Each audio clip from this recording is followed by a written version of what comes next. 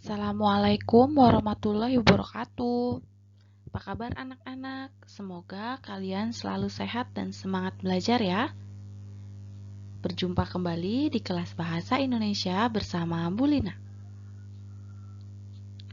Pada pembelajaran kali ini, kita akan membahas soal latihan PTS yang sudah kalian kerjakan kemarin.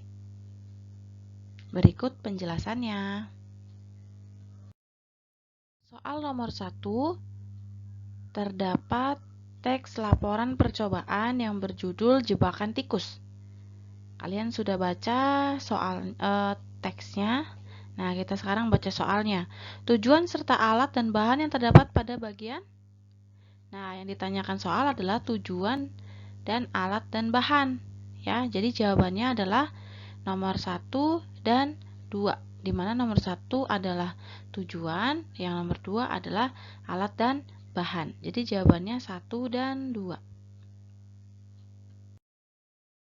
Nomor 2 masih dengan teks laporan yang sama.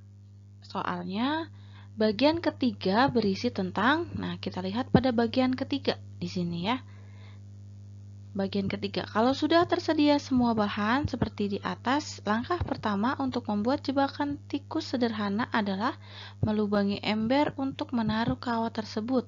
Kira-kira berdiameter 6 cm dengan ketinggian kurang lebih 3/4 dari ketinggian ember, dan seterusnya. Jadi yang ditanyakan soal adalah bagian ketiga. Jadi bagian ketiga ini adalah langkah-langkah membuat jebakan tikus, di mana dalam bagian 3 ini isinya adalah langkah-langkah. Kita lihat di sini. Langkah pertama, nah ini sudah menunjukkan kata kuncinya di sini ya, bahwa bagian ketiga ini adalah langkah-langkah. Nomor 3 masih dengan teks yang sama ya. Nah, yang ditanyakan adalah ungkapan ramah lingkungan dalam teks di atas. Ya, ada kata ramah lingkungan yaitu pada paragraf pertama. Ya. Sebenarnya saat ini cukup banyak pilihan untuk membasmi tikus seperti menggunakan racun atau memakai alat elektronik. Namun tidak ada salahnya mencoba membuat jebakan tikus yang ramah lingkungan. Nah, ungkapan ramah lingkungan dalam teks tersebut artinya adalah tidak merusak alam sekitar. Soal nomor 4 masih dengan teks yang sama, tapi pertanyaannya pernyataan yang tidak sesuai dengan teks tersebut ya. Pernyataan yang tidak sesuai dengan teks di atas. Maksudnya dalam teks jebakan tikus sederhana ini yang tidak sesuai berarti yang ada di teks ya. Jadi jawabannya membuat jebakan tikus adalah satu-satunya cara untuk membasmi tikus. Padahal dalam teks tersebut disebutkan bahwa membuat jebakan tikus merupakan salah satu cara, bukan satu-satunya cara. Jadi jawabannya yang B. Soal yang kelima, teks laporan percobaannya berjudul membuat teleskop sederhana. Ya, di dalam soal ditanyakan pada bagian simpulan terdapat penggunaan kata tugas yang tidak tepat, yakni kata apa? Nah, bagian simpulan dimulai dari setelah melalui langkah-langkah tersebut, kini teleskop sederhana sudah dapat digunakan untuk mengamati benda-benda langit seperti kawah bulan maupun planet-planet terdekat. Nah, di situ ada kata maupun ya, Nak ya. Seperti kawah bulan maupun planet-planet terdekat. Nah, di situ kata maupun itu kurang tepat ya. Jadi jawabannya adalah kata maupun.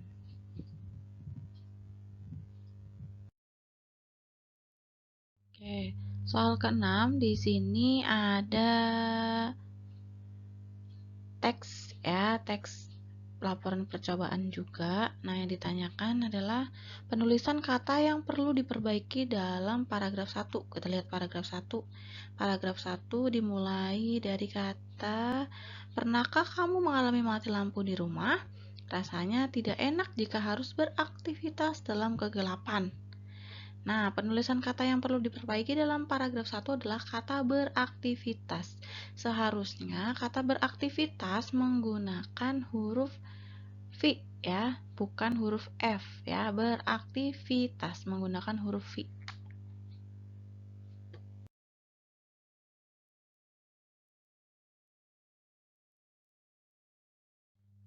Teks laporan percobaannya adalah membuat teleskop sederhana. Yang ditanyakan adalah paragraf yang terbentuk dari kalimat-kalimat yang tidak memiliki subjek pada teks tersebut berada pada bagian mana? Paragraf yang kalimatnya tidak memiliki subjek ada pada simpulan. Ya. Kalimat simpulan dimulai dari kata setelah melalui langkah-langkah tersebut, kini teleskop sederhana sudah dapat digunakan untuk mengamati benda-benda langit seperti kawah bulan maupun planet-planet terdekat sampai dengan akhir paragraf objek yang akan diamati. Jadi dalam paragraf ini ya kalimat-kalimat yang tidak punya subjek ada pada simpulan. Soal nomor 8 yang tergolong kalimat pasif pada paragraf pertama. Yang tergolong kalimat pasif ada pada kalimat 1 dan 5. Ingat kalimat pasif, ciri kalimat pasif menggunakan imbuhan me, kemudian ter ya atau kean. Ingat-ingat.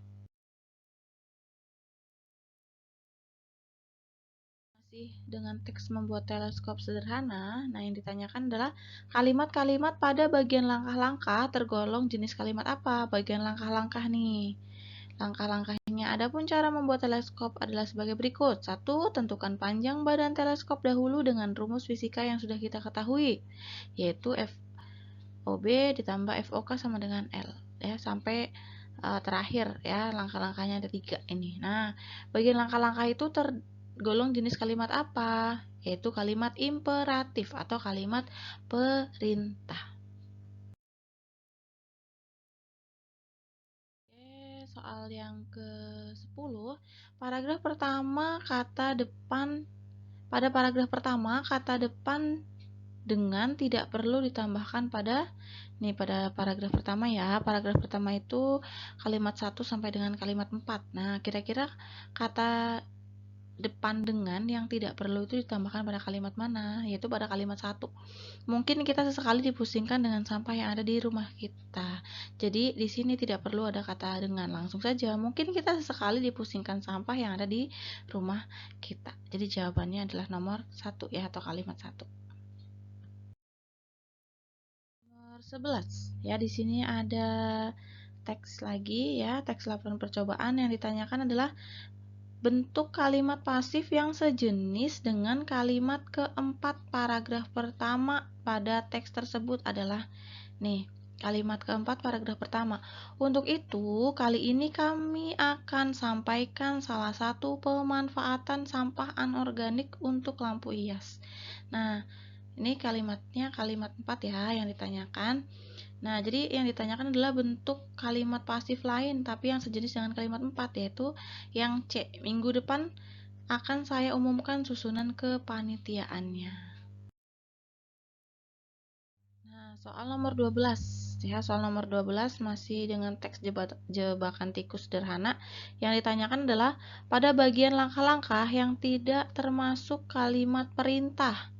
Ya, yang tidak termasuk kalimat perintah terdapat pada pada bagian langkah-langkah langkah-langkahnya. Langkah-langkah untuk membuatnya adalah sebagai berikut. Pertama, ember dilubangi untuk menaruh kawat kira-kira berdiameter 6 cm dengan ketinggian kurang lebih 3/4 dari ketinggian ember. Kedua, lubangi lagi ember tersebut di bawah lubang yang pertama tadi. Nah, sampai seterusnya. Nah, yang ditanyakan adalah pada bagian langkah-langkah yang tidak termasuk kalimat perintah. Yang mana? Ya, ada pada kalimat pertama. Ya, kalimat pertamanya tadi. Pertama, ember dilubangi untuk menaruh kawat kira-kira 6 cm dengan ketinggian kurang lebih 3/4 dari ketinggian ember. Ini bukan kalimat perintah ya. Jadi jawabannya A, langkah pertama. Pada teks tersebut penggunaan kata hubung secara tidak tepat ya. Kata penghubung yang tidak tepat di sini adalah kata maupun. Oke, soal nomor 14. Yang tidak termasuk ciri kebahasaan teks laporan percobaan sebagaimana pada teks tersebut adalah yang tidak termasuk ciri kebahasaan adalah semua kalimat berjenis aktif transitif. Ya, jawabannya ini adalah tidak termasuk ciri kebahasaan karena tidak semua kalimat itu berjenis aktif transitif. Soal nomor 15 ya. Masih dengan teks laporan percobaan jebakan tikus sederhana. Nah, yang ditanyakan berikut ini kalimat pertanyaan yang jawabannya terdapat pada teks tersebut. Yang jawabannya ada di teks ini yang mana? Yang B. Bagaimana cara membuat jebakan tikus secara sederhana? Jawabannya ada di dalam teks ini ya. Soal nomor 16 yang ditanyakan adalah teks tersebut berisi tentang apa? Ya, berisi tentang energi listrik alternatif. Soal nomor 17, kata krisis dalam paragraf 1 sama dengan kata, jadi sinonim dari kata krisis ya, yaitu kemelut. Oke, nomor 18, penulisan kata yang perlu diperbaiki dalam paragraf 1, yaitu paragraf 1 ya. Di sini nomor 1. Nomor 2 maaf ya. Jadi, pernahkah kamu mengalami mati lampu di rumah? Rasanya tidak enak jika harus beraktivitas dalam kegelapan. Ya, kata yang perlu diperbaiki adalah kata beraktivitas. Harusnya beraktivitas menggunakan huruf V ya, bukan huruf F. Oke, untuk soal nomor 19 yang ditanyakan adalah kalimat pasif pada paragraf pertama pada teks tersebut adalah yang ditanyakan kalimat pasif nih, paragraf pertama itu kan dari nomor 1 sampai nomor 8 ya. Nah, yang ditanya itu kalimat pasifnya ada di kalimat mana? Ternyata ada di kalimat 5. Oleh karena itu, sebuah energi alternatif sangat diperlukan untuk menghindari krisis energi listrik. Soal nomor 20, seseorang berpidato dengan cara menuliskan pokok-pokok pikiran yang akan disampaikan. Setelah itu, ia menyampaikan masalah-masalah yang telah disiapkan itu dengan kata-katanya sendiri. Nah, orang tersebut berpidato dengan menggunakan metode apa? Metode ekstemporan. Soal nomor 21, di sini ada sebuah teks pidato ya. Bapak dan Ibu yang saya hormati, apotek hidup adalah tumbuh-tumbuhan yang berkhasiat obat yang ditanam di halaman rumah. Tumbuhan yang dipelihara ini dapat dijadikan obat penyakit tertentu. Misalnya pepaya, daunnya berguna untuk menyembuhkan malaria. Nah, isi kutipan pidato di atas itu apa? Yaitu pengertian dan manfaat apotek hidup. Ya, jawabannya yang A. Soal nomor 22, kalimat di atas yang menunjukkan ajakan. Ayo, di dalam teks ini yang menunjukkan ajakan kalimatnya yang mana ya?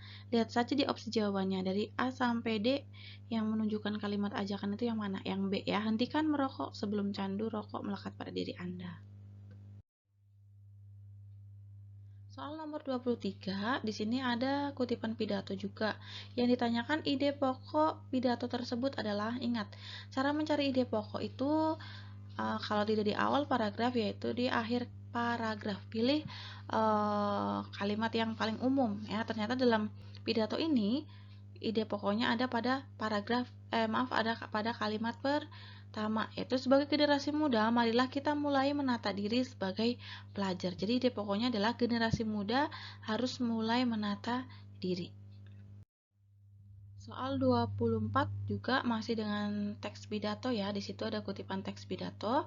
Teman-teman, seperti yang telah saya uraikan sebelumnya, bahwa kenakalan remaja dapat diatasi dengan salah satu cara, yaitu menyalurkan kelebihan energi yang dimiliki remaja pada kegiatan yang positif dan dinamis. Nah, kalimat ajakan yang tepat untuk melengkapi teks pidato itu yang mana? Nah, dari A sampai D yang tepat adalah yang A ya. Oleh karena itu, marilah kita bekerja sama mencari jalan keluar untuk kegiatan remaja yang positif dan dinamis agar dapat mengurangi dampak negatif kenakalan remaja. Soal nomor 25 ya, di sini ada penggalan pidato juga. Yang ditanyakan adalah kalimat pembuka untuk mengawali isi pidato tersebut yang tepat. Ya, dari A sampai D yang merupakan kalimat pembuka adalah yang A ya. Pertama-tama, marilah kita mengucap puji syukur kehadirat Tuhan karena berkat kesehatan dan karunia-Nya kita dapat berkumpul di aula sekolah ini. Nah, itu ya anak-anak, sedikit pembahasan dari soal yang sudah kalian kerjakan. Semoga bermanfaat ya, Nak ya. Eh, Pesan dari Bu Lina, jangan malas untuk membaca karena soal-soal bahasa Indonesia akan mudah kalian kerjakan jika kalian bisa membaca dengan baik. Baik, sampai jumpa di pelajaran selanjutnya ya. Bu Lina akhiri, Assalamualaikum warahmatullahi wabarakatuh.